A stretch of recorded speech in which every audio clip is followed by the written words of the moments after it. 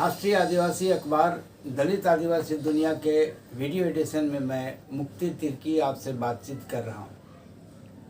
हम आदिवासी पूरे देश में एक हैं, हमारी पहचान एक है। कोई हमें तोड़ने की कोशिश ना करे, जैसा कि हम आज तक देखते आए हैं। आज तक आज़ादी के 75 साल हो गए, लेकिन हमें तोड़ने की सभी कोशिशें नाकाम हुई हैं, क्योंकि हमारी संस्कृति हमें जोड़ती है, हमारी भाषा हमें जोड़ती है, हमारे रीति रिवाज, हमारी परंपरा हमें जोड़ती है। बहुत धूमधाम से हमने अभी करम त्यौहार मनाया।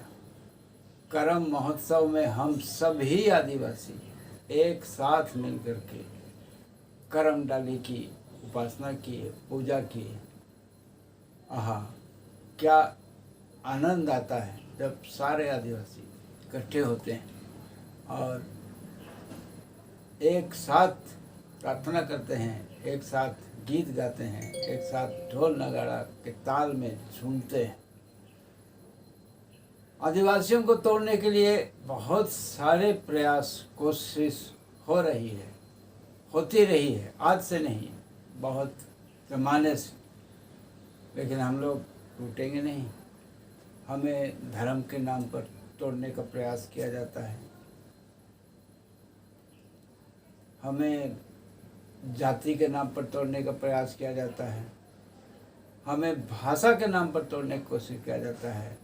कभी कुड़ु, कभी सदान, सादरी, मुंडारी, इस भाषा के नाम पर तोड़ने की कोशिश किया जाता है। लेकिन ये जो हमारे त्यौहार हैं, त्यौहार उल्टा काम करते हैं, ये हमें जोड़ते हैं। जब त्यौहार में कोई आदिवासी समाज का व्यक्ति आता है तो वो अपने सारे भेदभाव भूल जाता है। वो किसी पार्टी का नहीं रहता, वो किसी यूनियन का नहीं रहता, वो सिर्फ आदिवासी ही होता है। हम लोग बहुत बड़ी संख्या में इस देश में हैं और हमें गर्व है कि हम लोग इस देश के मूल निवासी हैं। कोर्ट का जजमेंट है, सुप्रीम कोर्ट का जजमेंट है, हम यहाँ के बसिंदे हैं और यहाँ के बसिंदे होने के नाते हम गर्व करते हैं और एकजुट होकर हम अपने अधिकार जो है उसको हासिल करेंगे।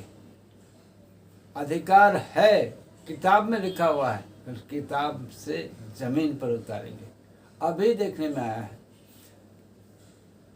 ये जो आदिवासियों की सुरक्षा के लिए, आदिवासियों के अधिकार के लिए विशेष कानून बनाया गया है। अनुसूचित जाति, अनुसूचित जनजाति अत्याचार निवारण अधिनियम 1989। जैसे कि नाम से ही स्पष्ट है, अत्याचार निवारण, अत्याचार के खिलाफ, अत्याचार से बचाव के लिए और अत्याचारियों को सज़ा दिलाने के लिए ये कानून है विशेष तौर पर हमारे लिए। लेकिन इस कानून का भी सही ढंग से अनुपालन नहीं हो रहा है। बहुत बार अक्सर देखा गया है कि पुलिस द्वारा, थानेदार द्वारा इस कानून की अवहेलना की जाती है, टाल मटोल किया जाता है। इस धारा के अंतर्गत, इस अधिनियम के अंतर्गत केस दायर नहीं होता। ये भी एक अन्याय है, ये भी एक अत्याचार है और इसके खिलाफ हम न्यायालय जाएंगे, उच्च न्यायालय जाएंगे और वहाँ से इस कानून की व्याख्या होगी। और जहाँ कहीं भी इस अधिनियम की धारा के अंतर्गत ये केस दायर नहीं होता है, FIR नहीं होता है, उन पुलिसकर्मियों के खिलाफ कार्रवाई होगी, उनको कोर्ट से सज़ा मिलेगी। इसलिए इंसिस्ट करना होगा कि जहाँ कहीं हमारी ज़मीन को लूटा गया है, हमारे ऊपर अत्याचार हुआ है, यहाँ तक कि हमारे ऊपर अपमानजनक, जाति सूचक अपमानजनक बात भी कही गई है, गालियाँ दी गई हैं, तो ऐसी स्थिति में भी ये अपराध है और अपराध की सज़ा अपराधी को मिलेगी, न्यायालय से मिलेगी, अदालत से मिलेगी। अगर कोई हमें काम करा रहा है और उसका वेतन से हमें वंचित रखा है, वेतन नहीं दे रहा है या सही वेतन नहीं दे रहा है, ये भी इस कानून के अंतर्गत, इस धारा के अंतर्गत अपराध है और इसी धारा के अंतर्गत उससे भी सज़ा मिलेगी जो हमें वेतन से वंचित रखा है या कम वेतन दिया है।